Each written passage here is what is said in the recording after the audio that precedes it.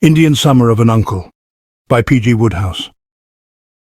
Ask anyone at the drones, and they will tell you that Bertram Wooster is a fellow whom it is dashed difficult to deceive. Old Link's eye is about what it amounts to. I observe and deduce, I weigh the evidence and draw my conclusions. And that is why Uncle George had not been in my midst more than about 2 minutes before I, so to speak, saw all. To my trained eye the thing stuck out a mile, and yet it seemed so dashed absurd. Consider the facts, if you know what I mean. I mean to say, for years, right back to the time when I first went to school, this bulging relative had been one of the recognised eyesores of London. He was fat then, and day by day in every way has been getting fatter ever since, till now tailors measure him just for the sake of the exercise. He is what they call a prominent London clubman, one of those birds in tight morning coats and grey toppers whom you see toddling along St. James's Street on fine afternoons, puffing a bit as they make the grade. Slip a ferret into any good club between Piccadilly and Pall Mall, and you would start half a dozen Uncle Georges. He spends his time lunching and dining at the buffers, and between meals, sucking down spots in the smoking room and talking to anyone who will listen about the lining of his stomach. About twice a year his liver lodges a formal protest, and he goes off to Harrogate or Carlsbad to get planed down. Then back again, and on with the programme. The last bloke in the world, in short, who you would think would ever fall a victim to the divine pash. And yet, if you will believe me, that was absolutely the strength of it. This old pestilence blew in on me one morning at about the hour of the after-breakfast cigarette. "Oh, Bertie," he said. "Hello? You know those ties you've been wearing? Where did you get them?" "Blucher's, in the Burlington Arcade." "Thanks." He walked across to the mirror and stood in front of it, gazing at himself in an earnest manner. "Smut on your nose?" I asked courteously. Then I suddenly perceived that he was wearing a sort of horrible simper, and I confess it chilled the blood to no little extent. Uncle George with face in repose is hard enough on the eye. Simpering, he goes right above the odds. "Ha," he said. He heaved a long sigh and turned away. Not too soon, for the mirror was on the point of cracking. "I'm not so old," he said in a musing sort of voice. "So old as what? Properly considered, I'm in my prime. Besides, what a young and inexperienced girl needs is a man of weight and years to lean on. The sturdy oak, not the sapling." It was at this point that, as I said above, I saw all. "Great Scott, Uncle George," I said. "You aren't thinking of getting married?" "Who isn't?" he said. "You aren't?" I said. "Yes, I am. Why not?" "Oh, well, marriage is an honourable state." "Oh, absolutely." "It might make you a better man, Bertie." "Who says so?" "I say so. Marriage might turn you from frivolous young scallywag into a non-scallywag. Yes, confound you, I'm thinking of getting married, and if Agatha comes sticking her oar in, well, I shall know what to do about it." He exited on the big line, and I rang the bell for Jeeves. The situation seemed to me one that called for a cosy talk. "Jeeves," I said. "Sir? You know my Uncle George?" "Yes, sir. His lordship has been familiar to me for some years." "I don't mean, do you know my Uncle George? I mean, do you know what my Uncle George is thinking of doing?" "Contracting a matrimonial alliance, sir." "Good Lord, did he tell you?" "No, sir. Oddly enough, I chanced to be acquainted with the other party in the matter." "The girl?" "The young person, yes, sir.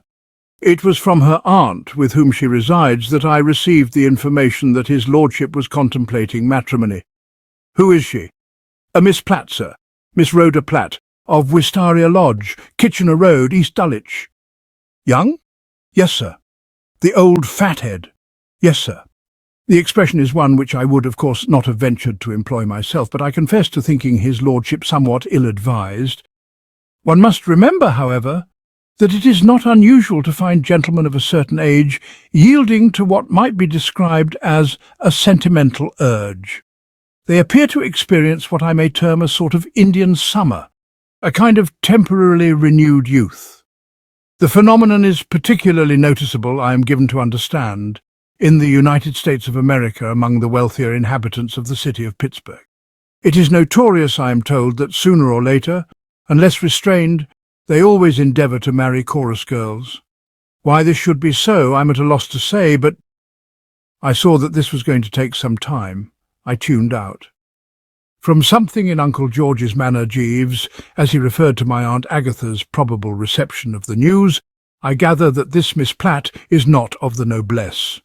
No, sir, she is a waitress at his lordship's club. My God, the proletariat! The lower middle classes, sir? Well, yes, by stretching it a bit, perhaps. Still, you know what I mean. Yes, sir. Rummy thing, Jeeves, I said thoughtfully, this modern tendency to marry waitresses. If you remember, before he settled down, young Bingo Little was repeatedly trying to do it. Yes, sir. Odd. Yes, sir. Still, there it is, of course. The point to be considered now is, what will Aunt Agatha do about this? You know her, Jeeves. She's not like me. I'm broad-minded. If Uncle George wants to marry waitresses, let him say aye. I hold that the rank is but the penny stamp. Guinea stamp, sir. All right, guinea stamp, though I don't believe there is such a thing. I shouldn't have thought they came higher than 5 bob. Well, as I was saying, I maintain that the rank is but the guinea stamp, and a girl's a girl for all that. For a that, sir? The poet Burns wrote in the North British dialect. Well, are that, then, if you prefer it. I have no preference in the matter, sir. It is simply that the poet Burns, never mind about the poet Burns. No, sir. Forget the poet Burns. Very good, sir. Expunge the poet Burns from your mind. I will do so immediately, sir. What we have to consider is not the poet Burns, but the Aunt Agatha. She will kick Jeeves. Very probably, sir. And what's worse, she will lug me into the mess. There is only one thing to be done. Pack the toothbrush and let us escape while we may, leaving no address. Very good, sir. At this moment the bell rang. Ha! I said. Someone at the door. Yes, sir. Probably Uncle George back again. I'll answer it. You go and get ahead with the packing. Very good, sir. I sauntered along the passage, whistling carelessly, and there on the mat was Aunt Agatha. Herself, not a picture. A nasty jar. Oh, hello, I said, it seeming but little good to tell her I was out of town and not expected back for some weeks. I wish to speak to you, Bertie, said the family curse. I am greatly upset. She legged it into the sitting room and volplaned into a chair. I followed, thinking wistfully of Jeeves packing in the bedroom. That suitcase would not be needed now. I knew what she must have come about. I've just seen Uncle George, I said, giving her a lead. So have I, said Aunt Agatha, shivering in a marked manner. He called on me while I was still in bed to inform me of his intention of marrying some impossible girl from South Norwood. East Dulwich, the cognoscenti informed me. Well, East Dulwich then, it is the same thing. But who told you? Jeeves! And how, pray, does Jeeves come to know all about it? There are very few things in this world, Aunt Agatha, I said gravely, that Jeeves doesn't know all about. He's met the girl. Who is she? One of the waitresses at the Buffers. I had expected this to register, and it did. The relative let out a screech rather like the Cornish Express going through a junction. I take it from your manner, Aunt Agatha, I said, that you want this thing stopped. Of course it must be stopped. Then there is but one policy to pursue. Let me ring for Jeeves and ask his advice. Aunt Agatha stiffened visibly, very much the grande dame of the old regime.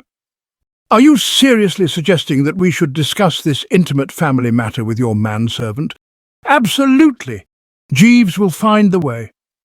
I have always known that you were an imbecile, Bertie, said the flesh and blood, now down at about 3 degrees Fahrenheit.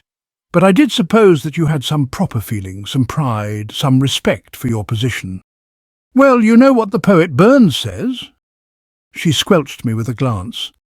Obviously the only thing to do, she said, is to offer this girl money. Money? Certainly. It will not be the first time your uncle has made such a course necessary. We sat for a bit, brooding. The family always sits brooding when the subject of Uncle George's early romance comes up. I was too young to be actually in on it at the time, but I've had the details frequently from many sources, including Uncle George. Let him get even the slightest bit pickled, and he will tell you the whole story, sometimes twice in an evening. It was a barmaid at the Criterion just before he came into the title. Her name was Maudie, and he loved her dearly, but the family would have none of it. They dug down into the sock and paid her off. Just one of those human interest stories, if you know what I mean. I wasn't so sold on this money-offering scheme. Well, just as you like, of course, I said. But you're taking an awful chance. I mean, whenever people do it in novels and plays, they always get the dickens of a welt. The girl gets the sympathy of the audience every time. She just draws herself up and looks at them with clear, steady eyes, causing them to feel not a little cheesy. If I were you, I would sit tight and let nature take its course. I don't understand you. Well, consider for a moment what Uncle George looks like. No Greta Garbo, believe me. I should simply let the girl go on looking at him. Take it from me, Aunt Agatha, I've studied human nature, and I don't believe there's a female in the world who could see Uncle George fairly often in those waistcoats he wears without feeling that it was due to her better self to give him the gate. Besides, this girl sees him at mealtimes, and Uncle George with his head down among the foodstuffs is a spectacle which, if it is not troubling you too much, Bertie, I should be greatly obliged if you would stop drivelling. Just as you say. All the same, I think you're going to find it dashed embarrassing, offering this girl money. I am not proposing to do so. You will undertake the negotiations. Me? Certainly. I should think £100 would be ample. But I will give you a blank cheque, and you are at liberty to fill it in for a higher sum if it becomes necessary. The essential point is that, cost what it may, your uncle must be released from this entanglement. So you're going to shove this off on me? It is quite time you did something for the family. And when she draws herself up and looks at me with clear, steady eyes, what do I do for an encore? There is no need to discuss the matter any further. You can get down to East Dulwich in half an hour. There is a frequent service of trains. I will remain here to await your report. But listen, Bertie, you will go and see this woman immediately. Yes, but dash it. Bertie! I threw in the towel. Oh, right-ho, if you say so. I do say so. Oh, well, in that case, right-ho. I don't know if you have ever tooled off to East Dulwich to offer a strange female 100 smackers to release your Uncle George. In case you haven't, I may tell you that there are plenty of things that are lots better fun. I didn't feel any too good driving to the station. I didn't feel any too good in the train. And I didn't feel any too good as I walked to Kitchener Road. But the moment when I felt least good was when I had actually pressed the front doorbell and a rather grubby-looking maid had let me in and shown me down a passage and into a room with pink paper on the walls, a piano in the corner, and a lot of photographs on the mantelpiece. Barring a dentist's waiting room, which it rather resembles, there isn't anything that quells the spirit much more than one of these suburban parlours. They are extremely apt to have stuffed birds in glass cases standing about on small tables, and if there is one thing which gives the man of sensibility that sinking feeling, it is the cold, accusing eye of a ptarmigan, or whatever it may be that has had its interior organs removed and sawdust substituted. There were 3 of these cases in the parlour of Wistaria Lodge, so that wherever you looked you were sure to connect. 2 were singletons, the 3rd a family group, consisting of a father bullfinch, a mother bullfinch, and little master bullfinch, the last named of whom wore an expression that was definitely that of a thug, and did more to damp my joie de vivre than all the rest of them put together. I had moved to the window and was examining the aspidistra in order to avoid this creature's gaze when I heard the door open and, turning, found myself confronted by something which, since it could hardly be the girl, I took to be the aunt. "Oh, what ho!" I said. "Good morning." The words came out rather rupily, for I was feeling a bit on the stunned side. I mean to say, the room being so small and this exhibit so large, I'd got that sensation of wanting air. There are some people who don't seem to be intended to be seen close to, and this aunt was one of them. Billowy curves, if you know what I mean. I should think that in her day she must have been a very handsome girl, though even then on the substantial side. By the time she came into my life she had taken on a good deal of excess weight. She looked like a photograph of an opera singer of the 80s, also the orange hair and the magenta dress. However, she was a friendly soul. She seemed glad to see Bertram. She smiled broadly. "So here you are at last," she said. I couldn't make anything of this. "Eh? But I don't think you had better see my niece just yet. She's just having a nap." "Oh, in that case. Seems a pity to wake her, doesn't it?" "Oh, absolutely," I said, relieved. "When you get the influenza, you don't sleep at night, and then if you doze off in the morning, well, it seems a pity to wake someone, doesn't it? Miss Platt has influenza." "That's what we think it is, but of course you'll be able to say. But we needn't waste time. Since you're here, you can be taking a look at my knee." "Your knee?" "I'm all for knees at their proper time and, as you might say, in their proper place, but somehow this didn't seem the moment." However, she carried on according to plan. "What do you think of that knee?" she asked, lifting the 7 veils. Well, of course one has to be polite. "Terrific," I said. "You wouldn't believe how it hurts me sometimes." "Really?" "A sort of shooting pain. It just comes and goes. And I'll tell you a funny thing." "What's that?" I said, feeling I could do with a good laugh. "Lately, I've been having the same pain just here at the end of the spine." "You don't mean it?" "I do. Like red-hot needles. I wish you'd have a look at it." "At your spine?" "Yes." I shook my head. Nobody is fonder of a bit of fun than myself, and I'm all for bohemian camaraderie and making a party go and all that. But there is a line, and we Worcesters know when to draw it. "It can't be done," I said austerely. "Not spines, knees, yes, spines, no," I said. She seemed surprised. "Well," she said, "you're a funny sort of doctor, I must say." "I'm pretty quick, as I said before, and I began to see that something in the nature of a misunderstanding must have arisen." "Doctor?" "Well, you call yourself a doctor, don't you?" "Did you think I was a doctor?" "Aren't you a doctor?" "No, not a doctor." We'd got it straightened out. The scales had fallen from our eyes. We knew where we were. I had suspected that she was a genial soul. She now endorsed this view. I don't think I have ever heard a woman laugh so heartily.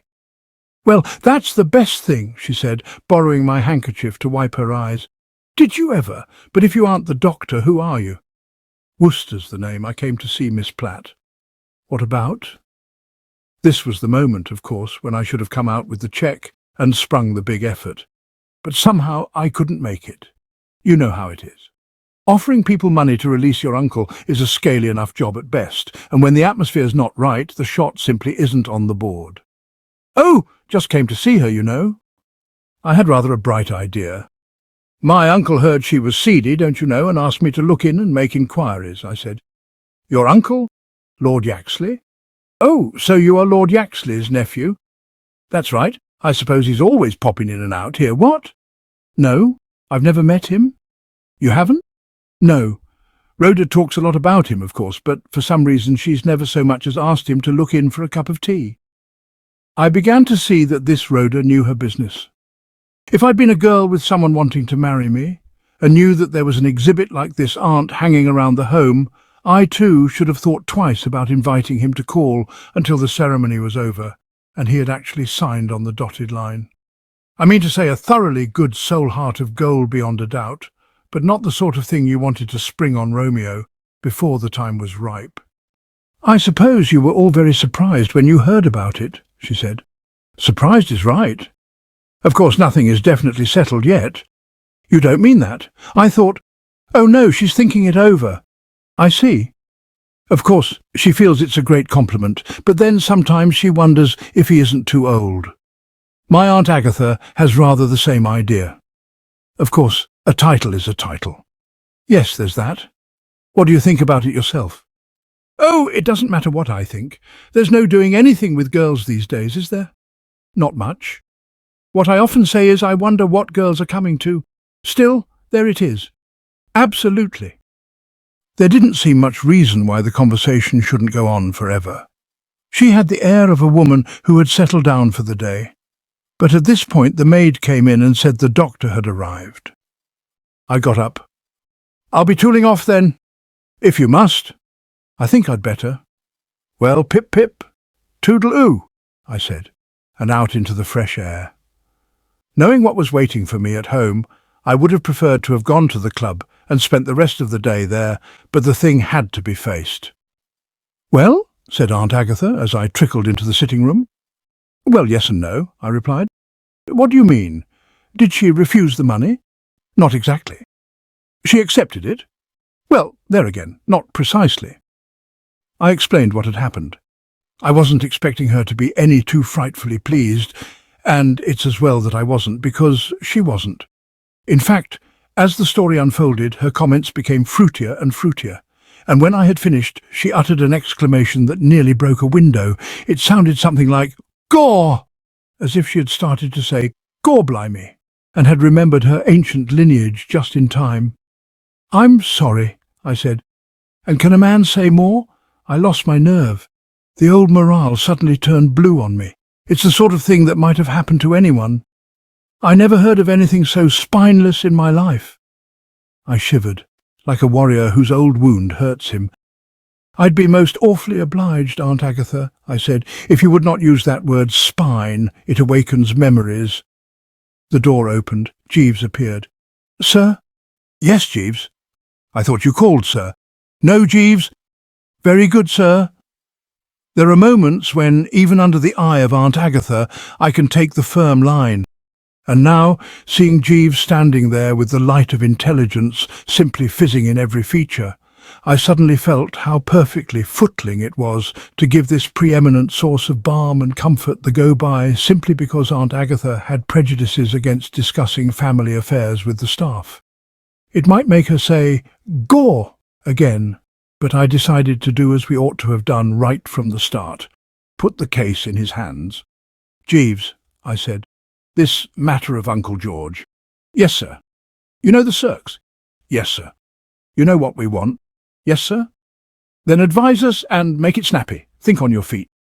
I heard Aunt Agatha rumble like a volcano just before it starts to set about the neighbours, but I did not wilt. I had seen the sparkle in Jeeves's eye, which indicated that an idea was on the way. "I understand that you have been visiting the young person's home, sir." "Just got back." "Then you no doubt encountered the young person's aunt?" "Jeeves, I encountered nothing else but." "Then the suggestion which I am about to make will, I feel sure, appeal to you, sir.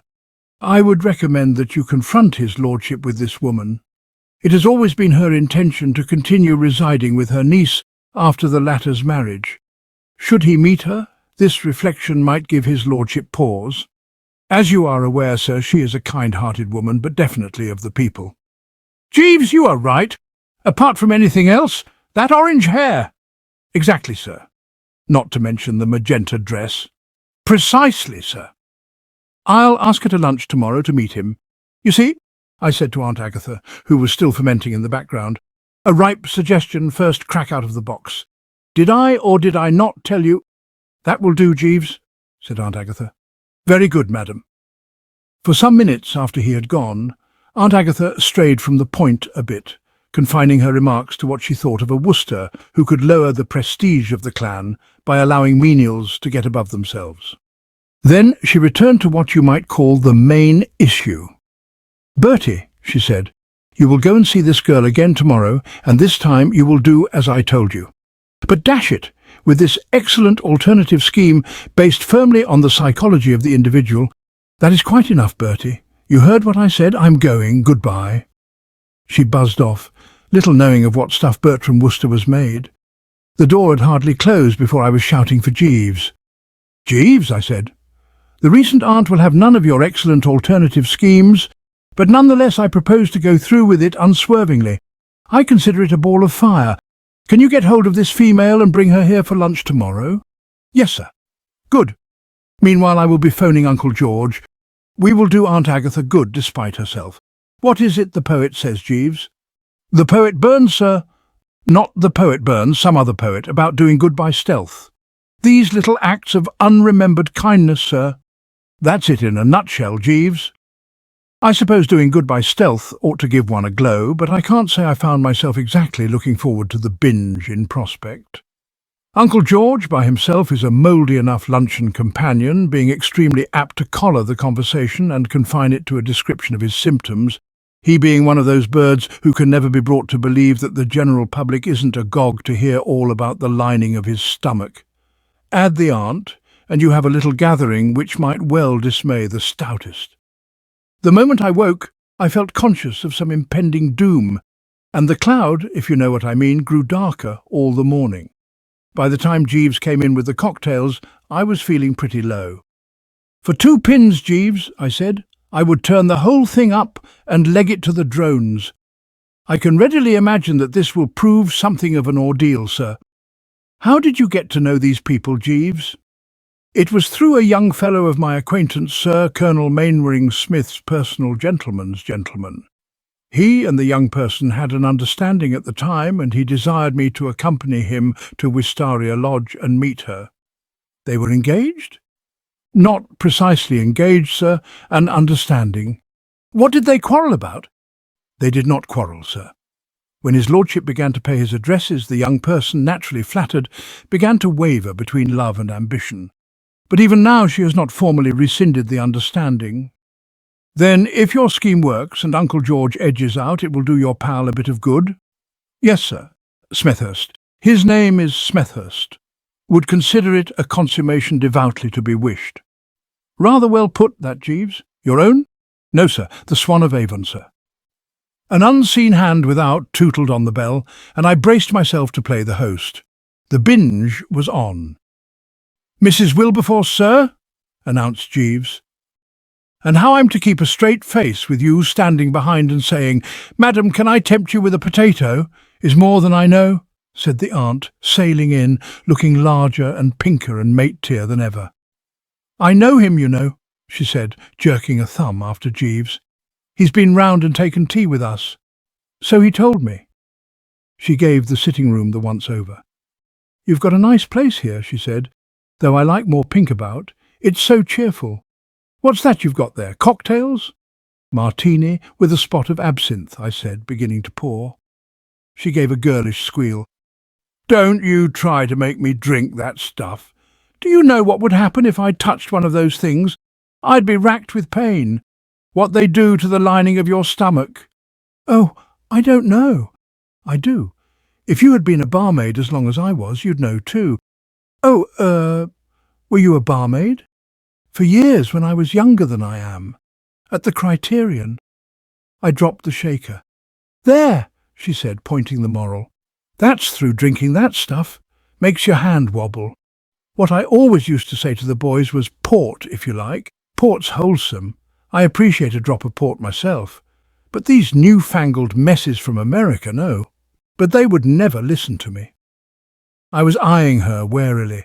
Of course, there must have been thousands of barmaids at the Criterion in its time, but still it gave one a bit of a start. It was years ago that Uncle George's dash at a mesalliance had occurred, long before he came into the title. But the Worcester clan still quivered at the name of the Criterion. When you were at the Cry," I said, "did you ever happen to run into a fellow of my name?" "I've forgotten what it is. I'm always silly about names." "Worcester." "Wooster. When you were there yesterday I thought you said Foster." "Wooster! Did I run into a fellow named Wooster?" "Well, why, George Wooster and me, Piggy I used to call him, were going off to the registrar's, only his family heard of it and interfered. They offered me a lot of money to give him up, and like a silly girl I let them persuade me. If I've wondered once what became of him, I've wondered 1,000 times. Is he a relation of yours?" "Excuse me," I said, "I just want a word with Jeeves." I legged it for the pantry. "Jeeves!" "Sir? Do you know what's happened?" "No, sir." "This female—" "Sir?"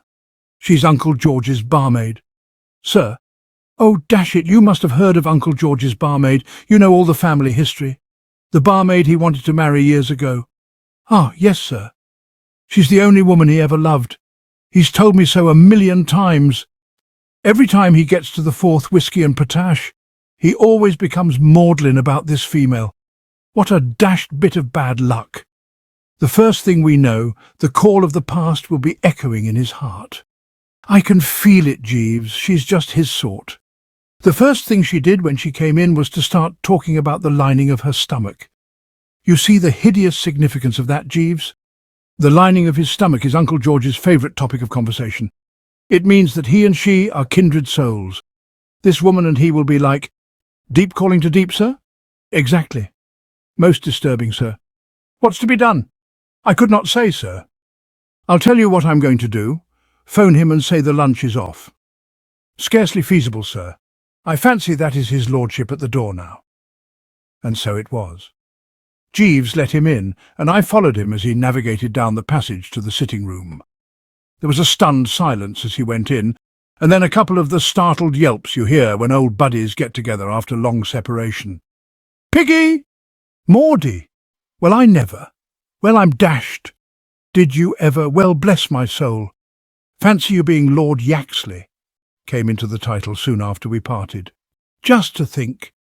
You could have knocked me down with a feather. I hung about in the offing, now on this leg, now on that. For all the notice they took of me, I might just as well have been the late Bertram Wooster, disembodied. "Maudie, you don't look a day older, dash it. Nor do you, Piggy. How have you been all these years?" "Pretty well. The lining of my stomach isn't all it should be." "Good gad, you don't say so. I have trouble with the lining of my stomach. It's a sort of heavy feeling after meals." "I get a sort of heavy feeling after meals. What are you trying for it?" "I've been taking Perkins's Digestin." "My dear girl, no use at all. Tried it myself for years and got no relief. Now, if you really want something that is some good—" I slid away. The last I saw of them, Uncle George was down beside her on the Chesterfield, buzzing hard. "Jeeves!" I said, tottering into the pantry. "Sir?" "There will only be 2 for lunch. Count me out. If they notice I'm not there, tell them I was called away by an urgent phone message. The situation has got beyond Bertram, Jeeves. You will find me at the drones." "Very good, sir." It was latish in the evening when one of the waiters came to me as I played a distrait game of snooker pool and informed me that Aunt Agatha was on the phone. "Bertie! Hello?" I was amazed to note that her voice was that of an aunt who feels that things are breaking right. It had the bird-like trill. "Bertie, have you that cheque I gave you?" "Yes." "Then tear it up. It will not be needed." "Eh?" "I say it will not be needed. Your uncle has been speaking to me on the telephone. He is not going to marry that girl." "Not?" "No. Apparently he has been thinking it over and sees how unsuitable it would have been. But what is astonishing is that he is going to be married." "He is?" "Yes, to an old friend of his, a Mrs. Wilberforce. A woman of a sensible age, he gave me to understand. I wonder which Wilberforces that would be. There are 2 main branches of the family, the Essex Wilberforces and the Cumberland Wilberforces. I believe there is also a cadet branch somewhere in Shropshire, and one in East Dulwich." "What did you say?" "Nothing," I said. "Nothing." I hung up, then back to the old flat, feeling a trifle sandbagged. "Well, Jeeves," I said, and there was censure in the eyes. "So I gather everything is nicely settled?" "Yes, sir. His lordship formally announced the engagement between the sweet and cheese courses, sir." "He did he?" "Yes, sir." I eyed the man sternly. "You do not appear to be aware of it, Jeeves," I said in a cold, level voice, "but this binge has depreciated your stock very considerably. I've always been accustomed to look upon you as a counsellor without equal. I have, so to speak, hung upon your lips. And now see what you have done. All this is the direct consequence of your scheme, based on the psychology of the individual. I should have thought, Jeeves, that knowing the woman, meeting her socially, as you might say, over the afternoon cup of tea, you might have ascertained that she was Uncle George's barmaid." "I did, sir." "What?" "I was aware of the fact, sir." "Then you must have known what would happen if she came to lunch and met him." "Yes, sir." "Well, I'm dashed." "If I might explain, sir. The young man, Smethurst, who is greatly attached to the young person, is an intimate friend of mine. He applied to me some little while back in the hope that I might be able to do something to ensure that the young person followed the dictates of her heart and refrained from permitting herself to be lured by gold and the glamour of his lordship's position. There will now be no obstacle to their union." "I see. Little acts of unremembered kindness, what?" "Precisely, sir." "And how about Uncle George? You've landed him pretty nicely in the cart." "No, sir, if I may take the liberty of opposing your view. I fancy that Mrs. Wilberforce should make an ideal mate for his lordship.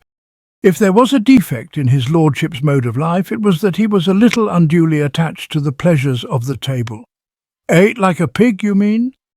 I would not have ventured to put it in quite that way, sir, but the expression does meet the facts of the case. He was also inclined to drink rather more than his medical adviser would have approved of. Elderly bachelors who are wealthy and without occupation tend somewhat frequently to fall into this error, sir. The future Lady Yaxley will check this. Indeed, I overheard her ladyship saying as much as I brought in the fish. She was commenting on a certain puffiness of the face which had been absent in his lordship's appearance in the earlier days of their acquaintanceship, and she observed that his lordship needed looking after. I fancy, sir, that you will find the union will turn out an extremely satisfactory one. It was— what's the word I want? It was plausible, of course, but still I shook the onion. But Jeeves— Sir, she is, as you remarked not long ago, definitely of the people. He looked at me in a reproachful sort of way. Sturdy lower middle-class stock, sir. Sir. I said, Jeeves. Besides, sir, remembering what the poet Tennyson said, kind hearts are more than coronets. And which of us is going to tell Aunt Agatha that? If I might make the suggestion, sir, I would advise that we omitted to communicate with Mrs. Spencer Gregson in any way. I have your suitcase practically packed. It would be a matter of but a few minutes to bring the car round from the garage. And off over the horizon to where men are men? Precisely, sir. Jeeves, I said, I'm not sure that even now I can altogether see eye to eye with you regarding your recent activities. You think you have scattered light and sweetness on every side. I am not so sure. However, with this latest suggestion you have rung the bell. I examine it narrowly and I find no flaw in it. It is the goods. I'll get the car at once. Very good, sir. Remember what the poet Shakespeare said, Jeeves. What was that, sir? Exit hurriedly, pursued by a bear. You'll find it in one of his plays. I remember drawing a picture of it on the side of the page when I was at school.